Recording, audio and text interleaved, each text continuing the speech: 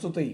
બીજું કે સ્માર્ટ મીટરમાં એટલા બધા ધાંધિયા છે કે આજે જ મને સમાચાર મળ્યા કે વડોદરામાં 9 લાખ રૂપિયાનું બિલ આવવાનું શરૂ થઈ ગયું। સ્માર્ટ મીટર એક લૂંટ મીટર છે। ગુજરાતમાં સ્માર્ટ મીટરના નામે ભાજપે આખું પ્લાનિંગ કર્યું છે કે કઈ રીતે અબજો ખરબો રૂપિયા નાગરિકોના ખિસ્સામાંથી સેરવી લેવામાં આવે। 2022માં આમ આદમી પાર્ટીએ 300 યુનિટ વીજળી ફ્રી આપવાની જાહેરાત કરી હતી। આ જ ભાજપવાળા એને રેવડી કહેતા હતા કે અમારે રેવડી નથી જોતી, અમને મફતનું ન જોઈએ, અમે વીજળી અમારી રીતે કરી લેશું। પછી આશ્ચર્ય થશે, ડિસેમ્બર 2022માં ચૂંટણી પૂરી થઈ, ભાજપ સરકાર 156 જીતી અને જાન્યુઆરીમાં વીજળીના ભાવો છે એ ભાજપે વધારી દીધા અને એટલા વધાર્યા કે વર્ષે 7,000 કરોડ રૂપિયા વધારાના એ સેરવી લીધા। હવે સ્માર્ટ મીટરના નામે લોકોને, આમ આદમીને, ગરીબ વંચિત શોષિતો જે માંડ કરીને મજૂરીઓ કરીને પોતાનું ઘર ચલાવે છે એ લોકોને સ્માર્ટ મીટર વગર હવે વીજળી નહીં મળે। એટલે આમાં એક તો એમાં સ્માર્ટ મીટર એટલી ખામીવાળા છે કે વધારે કઈ રીતે બિલ સેરવી લેવાય એ પણ એક છે શંકા જે લોકો પોતે કહી રહ્યા છે। બીજું, એડવાન્સ રૂપિયા ભરો। ત્રીજું, પૂરું થાય એટલે બંધ થઈ જાય। અને ચોથું, આમાં તો 2 મહિના 15 દિવસ 15-20 દિવસ આપણે બિલ ન ભરીએ, ક્યાંક ઉછીના ઉધારા કરીને પણ એ કરી શકાય। આમાં એ કોઈ જ ઓપ્શન નહીં। તમારે ચાલતું હોય, બાળક સૂતું હોય પંખા નીચે, સ્માર્ટ મીટરમાં પ્રીપેડ પૂરું થયું રિચાર્જ એટલે બંધ થઈ ગયું। અને સૌથી મોટી વાત તો એ છે કે ડબલ ત્રંબલ બિલ આવે છે। જેનો બિલ 1500 થી 1800 આવવા પાત્ર છે એનો બિલ 3-4 હજાર રૂપિયા આવે છે। આ કઈ રીતે શક્ય બને? અને અધિકારીઓ, મને લાગે છે કે જે એક્સપર્ટ છે, જેણે આ સ્માર્ટ મીટરો વેચ્યા છે, પધરાવ્યા છે નરેન્દ્રભાઈને, અને નરેન્દ્રભાઈ આખી યોજના કરી છે, એની પાછળ માત્ર ને માત્ર એ જ કારણ છે કે કઈ રીતે તમારા ખિસ્સામાંથી એડવાન્સમાં ખિસ્સા ખંખેરી શકાય વીજળીના માન। હવે ખબર છે કે વીજળી વગર તો કોઈ નથી રહી શકતું। અહીંયા પણ માન લો કે એસી કે પંખા વગર આપણે થોડી વાર પણ બેસી નથી શકતા। એટલે સ્થિતિ જીવન જરૂરિયાત બની છે ત્યારે આ ભાજપે આ મોટું એક ષડયંત્ર કર્યું છે।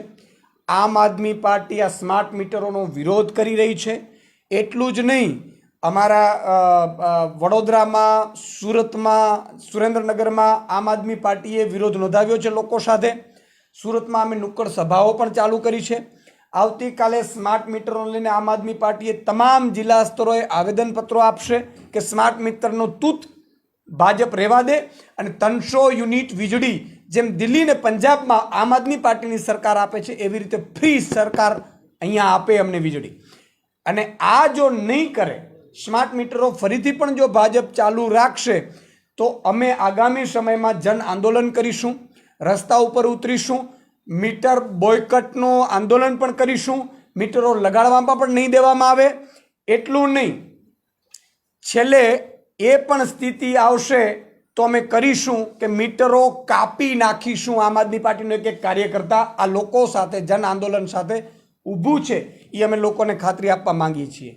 બીજી વાત કે મને એવા મેસેજ મળ્યા છે કે અમારું મીટર સ્માર્ટ મીટર નામે ભાજપનું આઈટી સેલને દિલ્હીથી હવે સૂચના મળવાની છે, એની કેમ્પેન ચલાવવાના છે કે અમારું મીટર સ્માર્ટ મીટર। આ લોકોને મારે કહેવું છે કે આ છેતરામણા લોકોથી, ભ્રમિત થતા લોકોથી ચેતજો। આ જ લોકો એવા હતા કે રેવડી કરીને અમારે મફત નોચું કરીને આપણે 22માં આપણે ભૂલાવી દીધા। અને જો ભાજપનો નેતા સ્માર્ટ મીટર અમારું ગર્વ કરીને જો ચાલશે તો એ ભાજપના એ નેતાઓને જનતા એની સોસાયટીઓમાં ઘૂસવા નહીં દે અને દોડીને મારવામાં આવશે એ પણ ધ્યાન રાખજો। આ પ્રજા છે, જનતા છે, જે પ્રજા રોષે ભરાણી છે, ખૂબ તમે પ્રજાને લૂંટ્યા છે।